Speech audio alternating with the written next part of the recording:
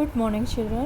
Class 10 हम साहित्य सागर पुस्तक से गद्य भाग में पाठ 8 भीड़ में खोया आदमी पढ़ रहे हैं। ये एक जनसंख्या विस्फोट पर निबंध है जिसको कहानी के माध्यम से प्रस्तुत किया गया है।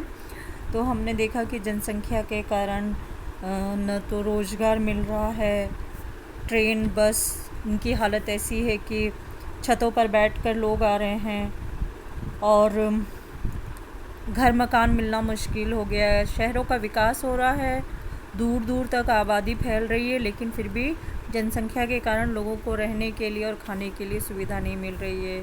वहीं अस्पतालों में भी भीड़ है। ज़्यादा जनसंख्या होने के कारण, परिवार में ज़्यादा सदस्य होने के कारण श्यामलाकांत की पत्नी और बच्चे जो हैं वो सब के सब पीले से पड़े हुए हैं। किसी के चेहरे पे कोई रौनक नहीं है। क्यों? क्योंकि भोजन की कमी है और पौष्टिक भोजन सबसे जो ज़रूरी है, पौष्टिक भोजन जिसमें दूध, अंडा, सब्जी, दाल, रोटी, चावल, फ्रूट्स, ये सब चीज़ें पौष्टिक भोजन में आता है। तो संख्या ज़्यादा होने के कारण और आमदनी इतनी नहीं है, और आमदनी है भी खाने लायक, लेकिन फिर भी परिवार में सदस्य ज़्यादा हैं, इसलिए वो लोग को पौष्टिक आहार नहीं होता, जिसका असर सेहत पे होता है और सब के सब बीमार होते हैं। पत्नी तो उनकी बहुत ही बीमार सी दिखाई देती है। कहती हैं अस्पताल में जाएंगे भी तो क्या है, कितने लोगों को डॉक्टर देखेगा, भीड़ वहाँ भी रहती है, इसलिए डॉक्टर भी ठीक से देख नहीं पाता है, इलाज ठीक से हो नहीं पाता है। आगे वो कहती है कि अब यहीं देखिए ना, मेरी तबीयत भी ढीली ही रहती है। सोचा था विवाह के कपड़े दर्जी से सिलवा लूँगी। बड़े बेटे को दर्जी के यहाँ भेजा, लेकिन वह जिस किसी भी दुकान पर गया, हर दर्जी ने पहले से सिलने आए कपड़ों का ढेर दिखाकर अपनी मजबूरी जाहिर कर दी। पहले ग्राहक का स्वागत होता था, अब उसे भी चिरौरी सी करनी पड़ती है। फिर भी समय पर काम नहीं होता। दुकानें पहले से कहीं अधिक खुल गई हैं, लेकिन ग्राहकों की बढ़ती हुई भीड़ के लिए वे अब भी कम पड़ रही हैं। तो यही नहीं, कपड़ों की दुकान है, सिलाई है, हर एक चीज़ में क्या है, लोग विकास तो कर रहे हैं, संख्या ज़्यादा हो रही है कारीगरों की, लेकिन जनसंख्या इतनी है कि वहाँ भी यही समस्या है। जहाँ जाए वहाँ भीड़ मिलेगी। राशन की दुकान पे जाइए, वहाँ भीड़ मिलेगी। कपड़ों की दुकान पे जाइए, वहाँ भीड़ मिलती है। इंतज़ार करना पड़ता है कि कोई हमें भी देखे और कपड़े मिले। एक आदमी एक ही दुकान में कई सारे हैं, बाहर खड़े इंतज़ार थे। होटल में अगर खाना खाने जाना है, रेस्टोरेंट में खाना खाने जाना है, तो बाहर खड़े होकर इंतज़ार करना पड़ता है आधा घंटा कि अब इसके बाद, या कई बार कूपन चलता है कि इसके बाद है। तो ये सारी बातें जनसंख्या के कारण ही हो रही है। तभी बाहर से दूसरे बेटे सुमंत का हारा थका झुंझलाया स्वर सुनाई दिया। देखिए, एक बेटा भी और भी है। ये यहाँ पर हमने उनकी छोटी छोटी 3 लड़कियाँ हैं, 2 लड़के हैं, एक दीनानाथ था। तो ये 5 बच्चे ये हो गए, एक दीनानाथ 6, और एक लड़की की शादी में आए हैं जिसकी वो 7, और एक मझला बेटा भी है।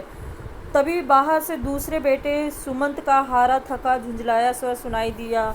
माँ, जल्दी से 1 कप चाय बना दो, आज पूरा दिन राशन की दुकान पर लग गया। इतनी भीड़ थी कि लाइन ख़त्म होने को ही नहीं आती थी। फिर भी पूरा सामान नहीं मिल पाया। सामान की तंगी, सामान की पूर्ति कम। वहाँ पे भी लाइन था राशन की दुकान में।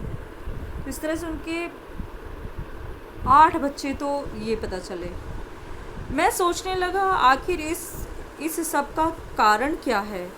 मोहल्ले मोहल्ले दुकानें हैं, मकान पहले से कहीं अधिक बन गए हैं और बनते जाते हैं। रोजगार के अनेक रास्ते निकल आए हैं। रेलगाड़ियों और बसों की संख्या पहले से कहीं अधिक बढ़ गई हैं। चिकित्सा सुविधाओं का विस्तार हुआ है, फिर भी लोगों की आवश्यकताएं पूरी नहीं हो पा रही हैं। जहाँ देखिए भीड़ ही भीड़ है। यह भीड़ क्यों बढ़ती जाती है? क्या आदमी स्वयं इसके लिए उत्तरदायी नहीं है? इस भीड़ के बढ़ने का कारण क्या है? हम हैं। जनसंख्या विस्फोट हमारे घर में है। अगर एक व्यक्ति के घर में 8 से 10 बच्चे होंगे और 8 बच्चे और 2 पति पत्नी, 2 प्लस 10 लोग एक घर में, वो तो खुद ही एक बारात हो गए हैं। तो इस बात पर ध्यान देना बहुत ज़रूरी है। घर में बच्चों की भीड़ है, ये भीड़ भले ही हमें अच्छी लगती हो, लेकिन जब तक बच्चों के पालन पोषण की, रहन सहन की, शिक्षा दीक्षा की पूरी सुव्यवस्था न हो, यह भीड़ दुखदाई बन जाती है। अस्पताल में भीड़ क्यों है? क्या यह भीड़ किसी को सुहाती है? क्या कोई स्वेच्छा से अस्वस्थ होता है? नहीं, स्वयं कोई बीमार नहीं होना चाहता। बीमारी कुपोषण से, गंदे और संकीर्ण मकानों के दूषित वातावरण से होती है। यदि सीमित परिवार हो, स्वच्छ जलवायु और खाने के लिए भरपूर भोजन सामग्री हो, तो बीमारी से बचा जा सकता है। रेल बस में भीड़ का कारण भी बढ़ती हुई जनसंख्या है। देश के अनुशासन पर दुष्प्रभाव पड़ता है। सड़क पर दुर्घटनाएं होती हैं। सार्वजनिक स्थलों पर नियम और व्यवस्था का पालन नहीं होता है। क्या करें? संख्या इतनी है कि एक इधर जाओ तो दूसरा उधर से हो जाता है। और आजकल हम रोज़ पिछले 2 महीने से, मार्च से, हम लगातार ये व्यवस्थाओं को हम देखते जा रहे हैं। राशन बांटा जा रहा है, पुलिस खड़ी है, लोगों की सहायता के लिए खड़ी है, बसों का इंतज़ाम किया जा रहा है, ट्रेनों का इंतज़ाम किया जा रहा है, लेकिन पलायन रुक नहीं रहा है। गांव लोग जा रहे हैं। और ये सब कुछ है जिस देश में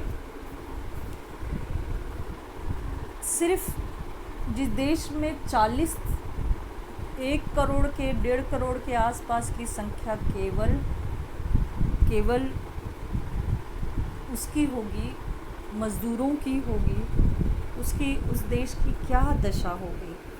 तो ये सारी इसके कारण रोजगार नहीं है, भोजन नहीं है, सब कुछ करने के बाद भी सरकार सभी तक नहीं पहुंच पा रही है।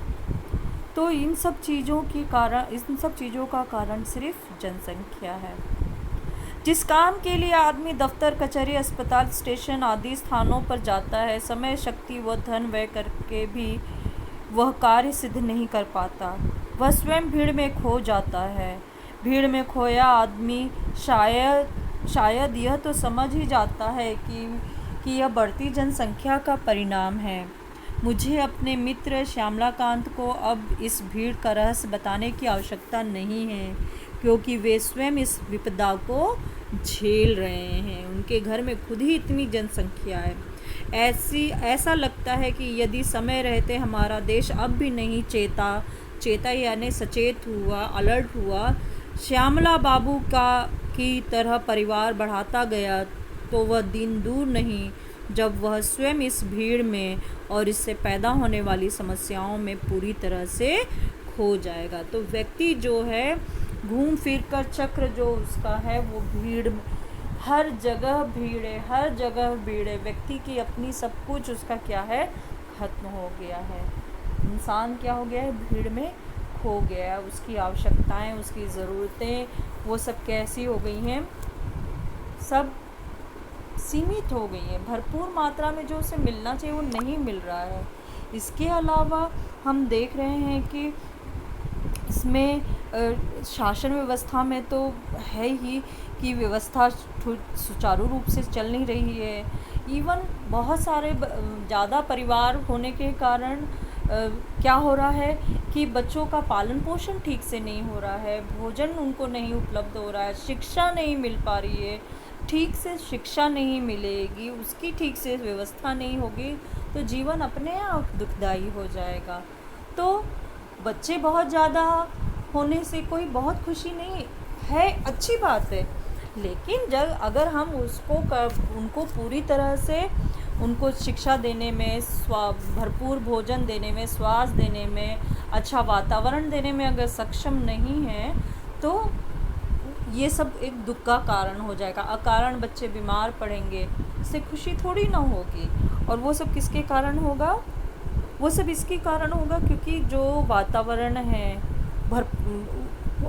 अच्छा जगह नहीं मिल पाता, अच्छी शिक्षा नहीं मिल पाती है, भरपूर भोजन और स्वास्थ्य नहीं मिल पाता है। इसके कारण ये सारी समस्याएं उत्पन्न होती हैं। तो बच्चों, ये पाठ हमने यहाँ पे ख़त्म कर लिया है। आप अभ्यास प्रश्न के इस कहानी को पढ़िएगा और अभ्यास पुस्तिका के प्रश्नों उत्तरों को हल करने की कोशिश करिएगा और अगले इसमें हम इसका समाधान करेंगे।